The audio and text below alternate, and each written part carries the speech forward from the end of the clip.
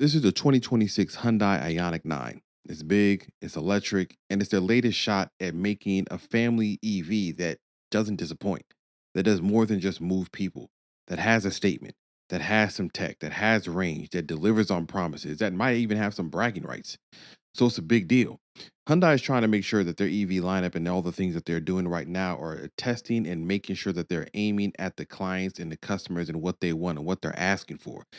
And there's a group that is asking for EVs that are 3 rows, that do all the things they needed to do, that have good price points, that look aesthetically pleasing. And this may just be that. But instead of me just reeling down the stats, which we will go through later in this video, what is it actually like? See, personally, I think they did a great job when they first started to introduce this like pixelated headlight design. And I say pixelated, but you know what I'm talking about, pixels. You can see the individual LEDs right through there. You can see the individual ones down here with the fog lights, with the headlights. I just think that Hyundai did a good job with just introducing something that was unique to their own brand. They didn't have to follow everybody else, and it's glad that they didn't. They're not trying to copy the German counterparts. They're not trying to say, hey, we have something that looks like a Mercedes, that looks like a BMW. They're making their own identity. Yes, it has things like body cladding. Sometimes I think about this character line right here and I'm just like, I'm not so sure.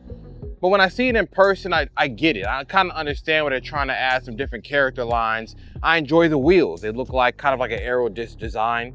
They look nice, they flow well, the color's well, it's a gray color. Yeah, gray color is kind of like, you know, gray, but it doesn't look bad. It's kind of like that Nardo gray, that like kind of chalk gray. I like the way that the handles are recessed into the door when you come and lock the car, and you can push them in and you can see everything kind of be smoothed out. You can see the roof rails up there. It's a very clean design. It doesn't look bothered. It doesn't look cluttered, but it also doesn't look boring.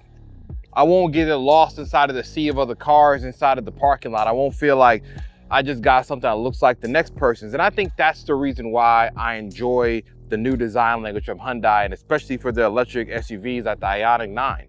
I think that they're making sure that when you go to buy one of these cars, when you go buy one of these SUVs, that besides good price point, good warranty, and all those other things that we're gonna talk about, that it looks good.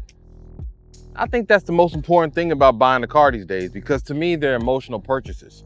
Yes, they can be practical. Yes, buying a car, you have to think about where you're gonna use it, the family, the kids, the friends, the loved ones.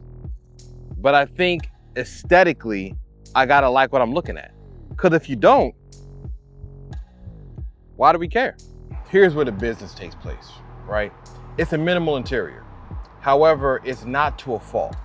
I have a critique when it comes to a lot of electric SUVs in general, or cars, where the push for minimalism leaves us without any design.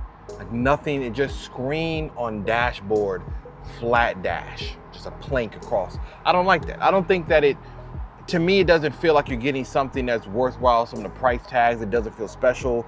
You spend more time in the interior than on the outside. And if I care so much about the outside, like I just talked about, then the interior is even more so important.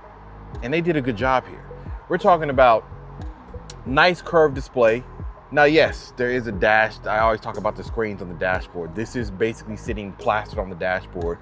Could it be integrated better? I mean, yeah, if I wanted to critique it, but the curvature of it does look nice, and it's a very soft curve. Like this aesthetic of this kind of trim that is around the side of this front dashboard. It feels almost futuristic. Yes, it'll reflect sunlight. I noticed when I was driving it that the sun presses on it. It can reflect, but the overall look of this car, and just the panels for the HVAC, the AC controls, the way the air vents look, it has a futuristic look. Has nice storage. We got center consoles right here to put everything we need. We got a wireless phone charger right next to the driver, very convenient. I can change the drive modes right here. I can change it to sport, to normal, to eco. I can change the terrain, snow, mud, and any other condition I want to try to drive this vehicle on. Nice cup holders right here, big cubbies right here to store things that you might need. An open space in the middle, this kind of tunnel where my legs are at. Charging ports in front of me, USB-C. The screens are clear, they're intuitive, easy to read, they're fast when it comes to how they respond to your finger presses and your swipe. It's a good place. It's a good place to be as a driver. It's a good place to be as a passenger. In the realm of SUVs, especially, let me move y'all better. especially in the realm, especially when we're talking about family, we're talking about kids, friends. That this section back here, this rear section, is what matters the most actually. It's what I kind of tend to judge SUVs on, especially if they're 3 rows, especially if the target market is families, people that are hauling and traveling as people. I think the front area is kind of easy to do well. If the driver is comfortable, and that's great. I mean, as I'm always usually the driver of my family. So for me, if I'm good up there, then I can kind of say, okay, the car is good. But actually, it's back here that matters the most, right? If the kids are uncomfortable, if the in-laws are uncomfortable, if there's not enough cup holders, if the seat controls aren't good, if the air vents aren't in the ceiling like they always should be, like they have them here, then it's uncomfortable for everybody. So then it's not a good choice. But Hyundai did well. Let me show you. Let me bring you up a little closer. See, one of the things that I do like about this interior is that I'm over 6 feet, okay? 6'2", 6'3". So if I'm sitting here where I normally was sitting as my driver position, this is ample space, right? This is good. I got good leg room, I can feel. But also, you have the right controls you need back here. What I talked about before, those air vents in the ceiling, this is important. You need this up there. That has to be there because it makes it comfortable for the passengers. You got controls down here for the heat AC. You have charging ports back here on the back of the chairs. Convenient. You got controls back here for this chair, so in case you need to move it forward, in case you need to move it back for the passenger, or if you're a driver and somebody gets back here and they can't make the controls or it's too close, I can reach over, slide it forward, give you some more space. And that's what makes it convenient. Those type of things that they think about is what makes it nice. If I get the center armrest and I drop it down, I got the cup holders right here. I can put my arm there and I can relax and be comfortable. And like I said, ample leg room. I got a little cubby right here, another cup holder. And then inside the door itself, we have 2 more cup holders. We got a door pocket. I know cup holders isn't really the main reason why we're buying any of these vehicles. And honestly, everybody has cup holders. And who's drinking that much, right? That's what you're probably gonna say. But it's good to have that. But what about this 3rd row? If you want to talk about a litmus test for somebody of my size, it's getting in this 3rd row. That's really going to be a true test. But conveniently, what Hyundai's done here is 1 button press. These aren't power, but they have the ability to adjust. I can move this up. See? Give me more leg room or less leg room for the people in the rear. But if I press this button here, 1 here, and there's 1 at the top, moves out of the way. And let's put this seat back. I mean, it's not as back as far as it can go because, and that's a convenient spot. I mean, y'all can kind of see me back there. I mean, if the seat is like this, I can sit back here. And let me show you. Knees is kind of like right there at the seat right there. If I can fit back here, you can fit back here, or you can put back people like kids or, you know, family members you don't really like, but you have to tolerate, so they can fit back here. But the controls back here allow it to at least be comfortable. You have a charging port back here, you have storage, you got a cup holder, you have one on that side as well too. And being able to get out of here, especially if you are a person that's sitting back here that can, 1 little button press there, moves the whole seat out of your way, and then you kind of just jump out. Now, I'm not saying it's the most graceful thing to get out of here because it's not, okay?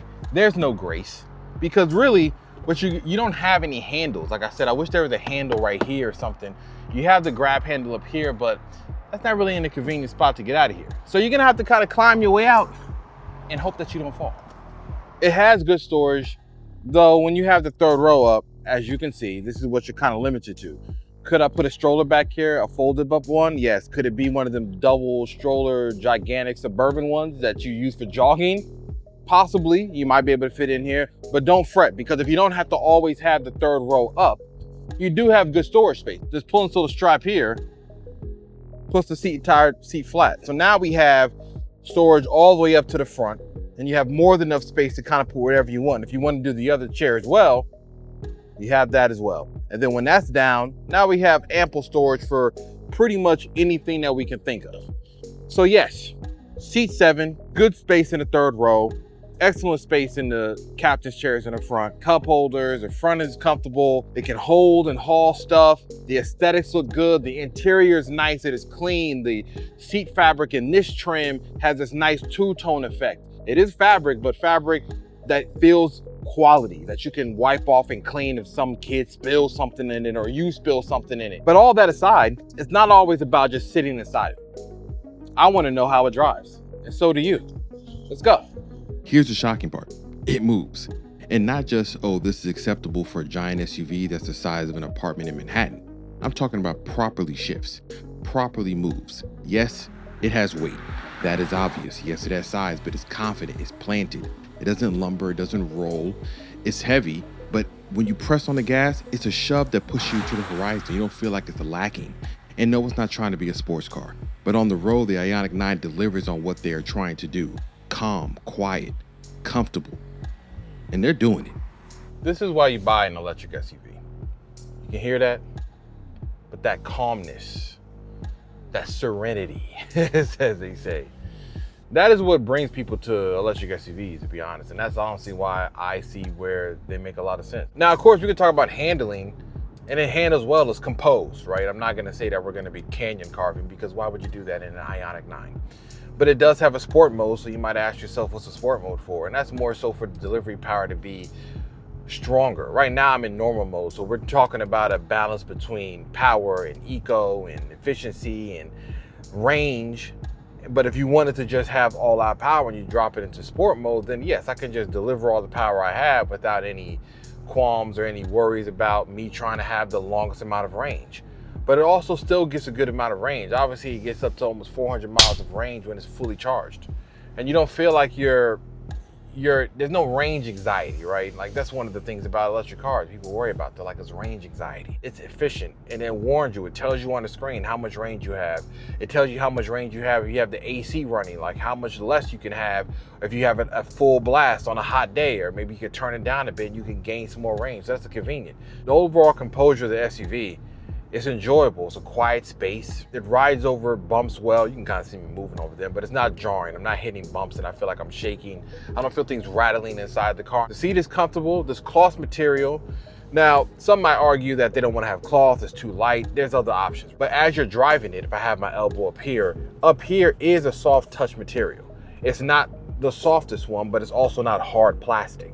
Also, where my elbow goes, or wherever you touch around the car where it matters, where your hands are gonna be, they put the right materials. They put the nice stitching on the steering wheel. They give you a nice design. So it's a comfortable space. It's minimal, but not too minimal, right? It has the right amount of design, the right amount of character, as you could say. And it doesn't feel like just a plain dashboard with a computer screen slapped on the front of it. For that reason, I enjoy this. So it's composed, it feels good, it has space for the family. I enjoy how it looks. The interior is nice, it has nice aesthetic, it has good technology. But what about the power? Because with all this, if it can't get out of its own way, then we got a problem. But from a stop, foot down, we get moving with a constant surge. Immediate power, immediate delivery. It feels good, 0 to 60 in 5 seconds, and it feels every bit of that when you stomp on the gas. The thing about the electric cars is, as you know, instant torque. The delivery happens right away. There's no delay. I'm not waiting for something to react. And that power delivery I was just talking about, smooth, quiet, composed. Yes, you can hear a little bit of that electric drivetrain, electric motor, and I kind of like that sound. I think it's kind of cool to hear a little bit of it in the back. Easy merging power. It gets into the space you need. It gets into the power you need without concern, without you feeling like you're getting in the way, especially if you live in Texas where I'm at. If you can't get on these freeways with the right amount of you might be the reason why there's an accident, okay? That's just how it is sometimes. You must be able to merge confidently. Inside of this segment, there's 3-row SUVs, especially when you come to electric, there's a lot of competition. So you got a lot of choices. So my experience driving this has to be on a shorter list of any of the options that you have on the market right now. You have all the creature comforts. It has a nice feel to control. The steering wheel has a nice width to it. It feels good in your hands. I like the paddles for the degen and regen of the system, especially if you wanted to control how you're recharging a battery or how much power you're getting. But what is it like to charge it? I'm glad you asked. Let's go find out.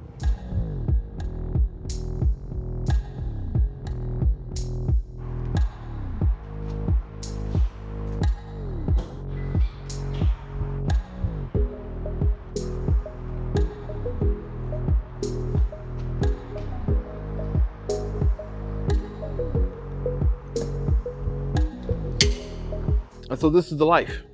You lean against your vehicle, you're sitting inside, and you're waiting for it to finish charging, similar to like when you're getting gas. But the main point about this is people always wonder, how long does it take? It's gonna take up to 10 hours to finish to an 100% charge on 7 kilowatt. But if you were at a place that had 350, I can go from 10% to 80% in under 30 minutes. That's a little pit stop. That's a little break. That's enough time for me to stop at Buc-ee's, get a little brisket sandwich, sit there, think about all the cars that I passing me by, thinking about how much time I'm gonna shave off when I get back on the road. And you get the adapters you need. So whatever charging port that you go into, whether it's the one that has a Tesla charger or if it has an adapter like you need here, you got it conveniently. So what's the verdict? What do I think? I'm gonna let this sit here and charge while I wrap this up. If you're looking for a 3-row, if you're a family trying to get into EVs and you're wondering what your next options are, what you have to do, this has to be on your short list. I mean, it's not like Hyundai's trying to make a good car anymore. They make good cars. The old ways of what they had before are long gone. They're not fighting to make a good SUV. They make a good SUV. They make a good EV SUV. And no, it's not the fastest. No, it doesn't have the most outrageous amount of tech and luxury and stuff inside of it. But I think that's part of the allure of it, that it's balanced, that it doesn't fight you with a bunch of things that aren't necessary, that make it increase the price to a point where you're just uncomfortable. It gives you nice aesthetics, it gives you nice lighting, it gives you nice looks, something that doesn't look like the norm. It has fast charging, especially if you're at a charging port that has 350 kilowatts, and it performs and it drives well. It's comfortable, it's quiet inside, it's convenient, it has the right technology, and you can move it up to the spec. This particular one is a 2026 Ioniq 9 all-wheel drive SE. And you can get it all the way up to different trims, calligraphy models, if you want to add a little bit more touch of a luxury in it. But if you want that nice balance, as this sits here in this trim, we're looking at this price, this type of range, this type of power, and overall in this segment, this is one of the leaders. For that, CarQuicks is out. Peace. I want to first and foremost give a shout out to the people over at West Hyundai in Katy, Texas for lending me the Ioniq 9 for the day to enjoy, to experience, and to be able to bring it to you with some content for this channel.